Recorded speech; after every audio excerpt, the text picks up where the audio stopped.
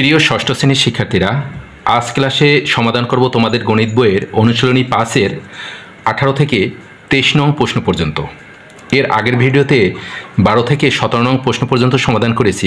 তোমরা দেখেছো কিভাবে সমীকরণগুলো সমাধান করা হয়েছে। সেখানে যে অজানা চলক ছিল, অজানা চলকগুলোর মান আমরা বের করেছি।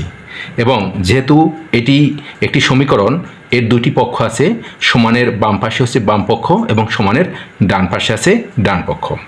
সেই জন্য আমরা প্রতিটি লাইনের লেখার আগে বা লিখব। তো প্রথম যে সমীকরণটি বা প্রশ্নটি সেটি হচ্ছে 2x + 1 = 9, 18 নম্বর প্রশ্ন। যেহেতু সমীকরণে দুইটি পক্ষ আছে, আমরা বা লিখব। এবং এর আগের ভিডিওতে দেখেছি কিভাবে এক্সকে বাম পাশে রেখে অন্যান্য সংখ্যাগুলো ডান পাশে নিতে হয়। প্রথমে এখানে 1 বাম পক্ষে আছে প্লাসে, এই 1কে আমরা ডান পাশে নেব। তো প্লাসের 1 ডান পাশে গিয়ে -1 হয়ে যাবে। তো এখানে থাকবে শুধু 2x = এখানে 9, এই ডান পাশে যেটা আছে সেটা আমরা আগে লিখব, তারপরে বাম পাশ থেকে যেটা এনেছি সেটা লিখব। বাম পাশ থেকে এনেছি 1 + 1, সেটি ডান পাশে এসে হয়ে যাবে -1। বা এখন লিখব 2x = এখানে 9 থেকে 1 যদি বিয়োগ করা হয় তাহলে থাকবে 8। এবারে x এর সাথে 2 আছে গুণ অবস্থায়, 2কে আমরা ডান পাশে নেব। যেহেতু x এর সাথে গুণ অবস্থায় আছে 2, সুতরাং 2 ডান পাশে গিয়ে ভাগ হয়ে যাবে। অর্থাৎ x = 8 ডিভিশন 2, 8 ভাগ 2। বা x = 8কে 2 দ্বারা ভাগ করলে হবে 4। সুতরাং সমাধান x = 4। এরপরে 19 নম্বর 4x - 5 = 11। এবারও এখানে সমানের বাম পাশে 5 আছে, যার সাইন মাইনাস। এই 5কে আমরা ডান পাশে নেব প্রথমে। তা লিখব বা, যেহেতু সমীকরণে দুইটি পক্ষ আমরা বা লিখব। তো 4x = এখানে বাম পাশ থেকে যে সংখ্যাকে আমরা ডান পাশে নিব সেটি লেখার আগে ডান পাশে যা আছে সেটি লিখব আগে। ডান পাশে আছে 11 লিখলাম। এবারে বাম পাশ থেকে আনা -5 + 5 হয়ে যাবে, সেই +5 লিখব। যেহেতু 5 ছিল বাম পাশে মাইনাসে, ডান পাশে এই যে সমানের ডান পাশে হয়ে গেল, এসে হয়ে গেল +5। বা 4x = 11 এবং 5 যদি যোগ করি তাহলে হবে 16। বা এখানে x এর সাথে 4 গুণ অবস্থায় আছে, সুতরাং 4কে যদি আমরা সমানের ডান পাশে নিতে চাই তাহলে সেটি ভাগ হয়ে যাবে। অর্থাৎ প্রথমে আমরা ডান পক্ষ লিখব, তারপরে এই 4 ভাগ 4 লিখব, অর্থাৎ 16 ডিভিশন 4। এখানে x এর সাথে 4 গুণ অবস্থা আছে, সেই জন্য এই ডান পাশে গিয়ে 4 ভাগ হয়ে গেছে। বা x = 16কে যদি 4 দ্বারা ভাগ করা হয় তাহলে ভাগফল হবে 4। সুতরাং সমাধান x = 4। এরপরে 20 নম্বর 3x - 5 = 17। তো প্রথমে আমরা বা লিখব। এই সমানের বাম পাশে যে 5 আছে, যার চিহ্ন মাইনাস, সেটিকে আমরা ডান পাশে নিয়ে যাব। 3x = বাম পাশ থেকে আসা এই 5কে লেখার আগে ডান পাশে যে সংখ্যাগুলো আছে বা সংখ্যাটি আছে সেটি লিখতে হবে। ডান পাশে আছে 17, সমানের ডান পাশে আছে 17 লিখলাম। এবারে বাম পাশ থেকে আনার সংখ্যাটি এখানে লিখব। বাম পাশে যে সংখ্যাটি আনবো সেটি হচ্ছে 5, যার সাইন হচ্ছে মাইনাস, এটি ডান পাশে এসে হয়ে যাবে +5। এখানে ছিল বাম পাশে ছিল -5, এবারে সমানের ডান পাশে এসে হয়ে গেল +5। বা 3x = এখানে 17 এবং 5 যদি যোগ করি তাহলে হবে 22। বা আমরা যেহেতু x এর মান বের করব, কিন্তু এখানে আছে 3x, সুতরাং 3কে ডান পাশে আনব। x এর সাথে যেহেতু 3 গুণ অবস্থায় আছে, তো 3 ডান পাশে গিয়ে ভাগ হয়ে যাবে। অর্থাৎ আমরা এইভাবে লিখতে পারি, ভাগ প্রক্রিয়া আমরা প্রথমে লবহর বিশিষ্ট ভাগও লিখতে পারি। এখানে লবে থাকবে 22 এবং হরে থাকবে 3। আমরা এটা এইভাবে লিখতে পারতাম 22/3। আর আমরা লব-হর বিশিষ্ট ভগ্নাংশ আকারেও এই ভাগটিকে লিখতে পারি। যেমন প্রথমে ডান পাশের সংখ্যাটি লিখব, তারপরে এখানে একটি দাগ দিয়ে তারপরে তার মানে দাগের নিচে লিখব 3। সুতরাং সমাধান x = 22/3। এটি হচ্ছে 20 নম্বরের সমাধান। তারপরে 21 নম্বর 7x - 2 = x + 16। এর আগের ভিডিওগুলোতে আমরা দেখেছি অজানা চলকগুলো শুধু সমানের বাম পাশেই থাকে, কিন্তু 21 নম্বর প্রশ্নে দেখা যাচ্ছে যে অজানা চলক x সমানের বাম পাশেও আছে, ডান পাশেও আছে।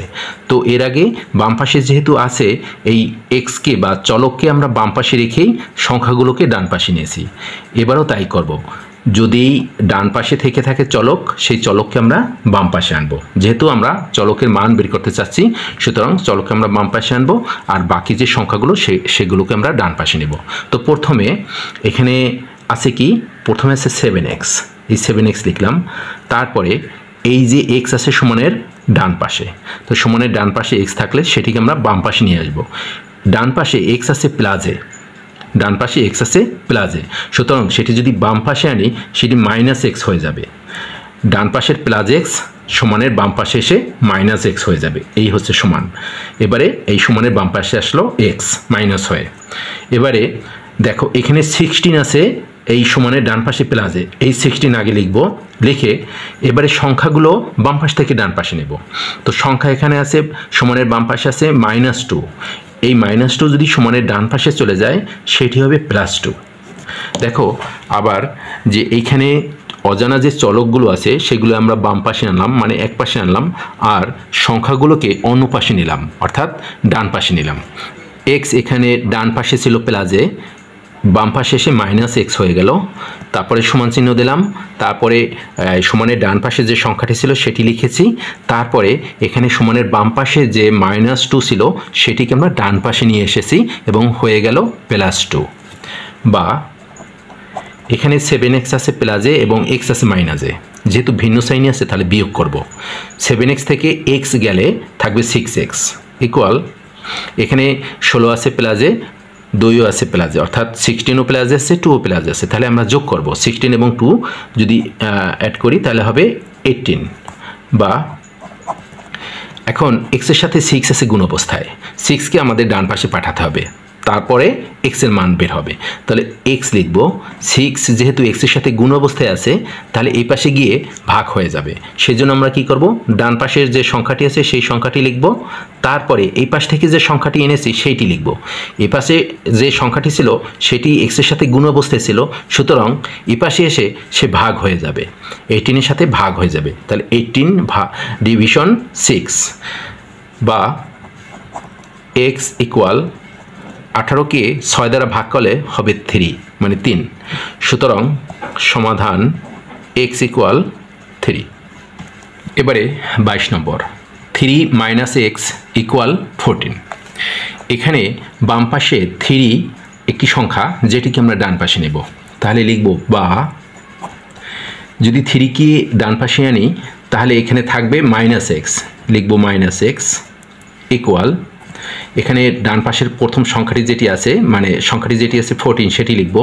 এবারে বাম পাশ থেকে আনা যে 3 সেটি কি লিখব, বাম পাশে 3 ছিল প্লাসে, এবার সমানের ডান পাশে এসে হয়ে যাবে মাইনাস, তাহলে এই পাশের +3 ডান পাশে এসে হয়ে গেল -3। বা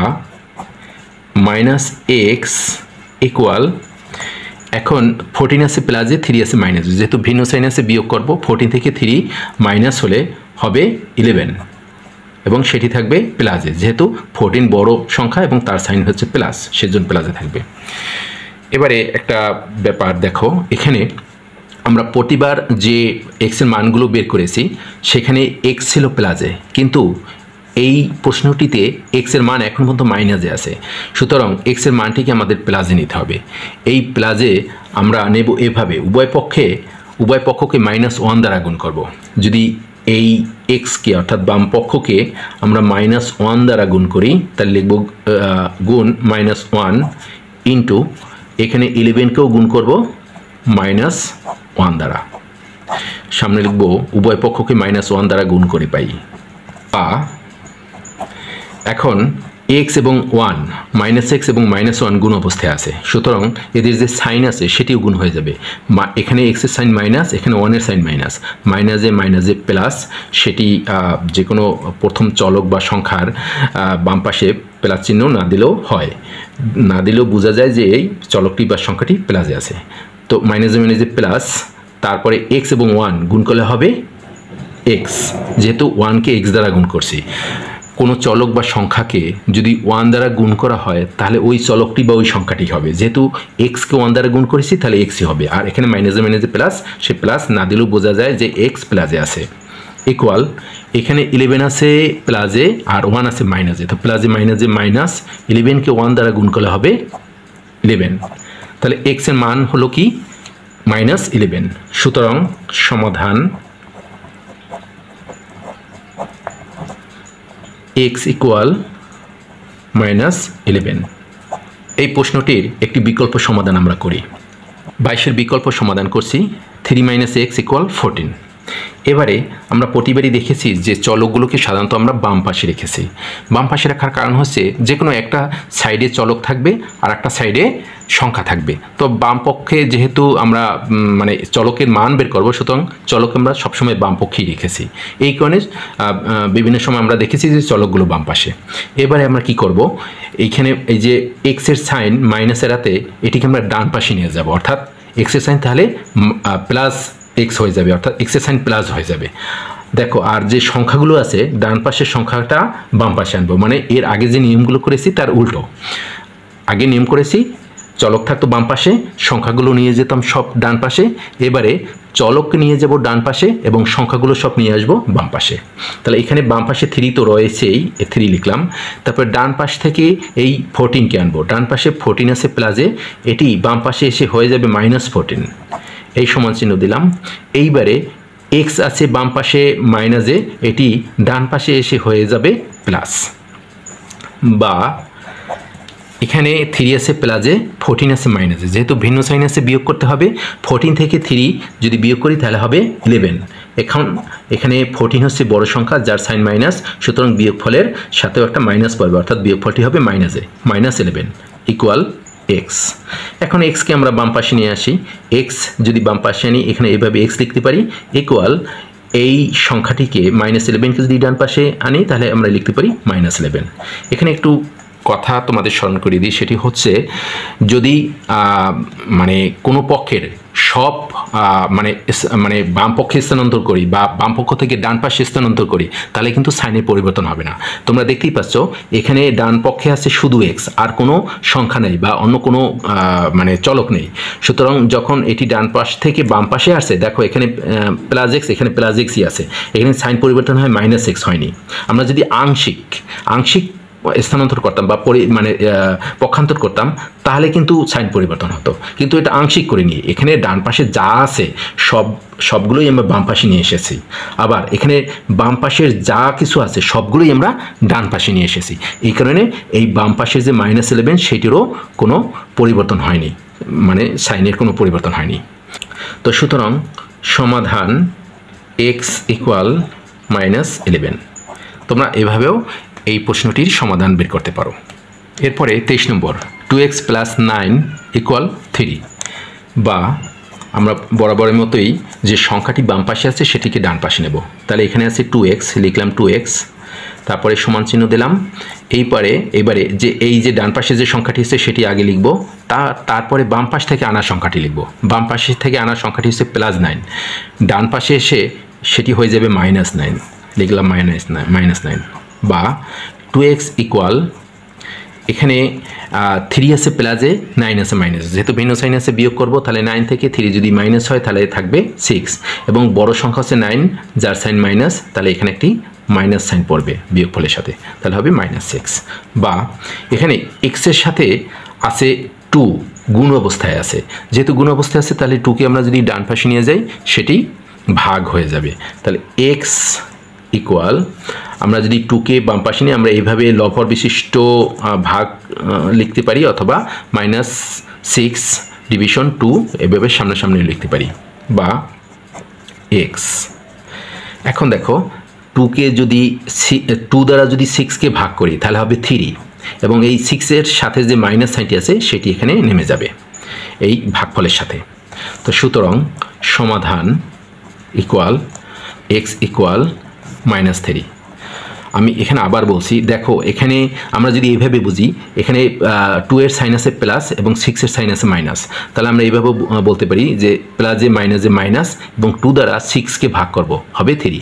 আচ্ছা, এখানে 2-এর সাথে যদি মাইনাস থাকতো তাহলে আমরা বলতাম মাইনাস এ এখানে প্লাস, যা দিলে হয় না দিলে হয়, তারপরে 2 দ্বারা 6কে ভাগ করে 3 বসাতাম এখানে। আশা করি বুঝতে পেরেছো। আজকের ক্লাস এ পর্যন্তই ছিল। আশা করি তোমরা ক্লাসটি বুঝতে পেরেছো। যদি ক্লাসটি ভালো লাগে তাহলে তোমাদের প্রতি অনুরোধ থাকবে আমাদের ভিডিওতে একটি লাইক, শেয়ার এবং কমেন্টস করবে, এবং এখনও যারা সাবস্ক্রাইব করোনি তারা করে সাবস্ক্রাইব করবে। ধন্যবাদ সবাইকে।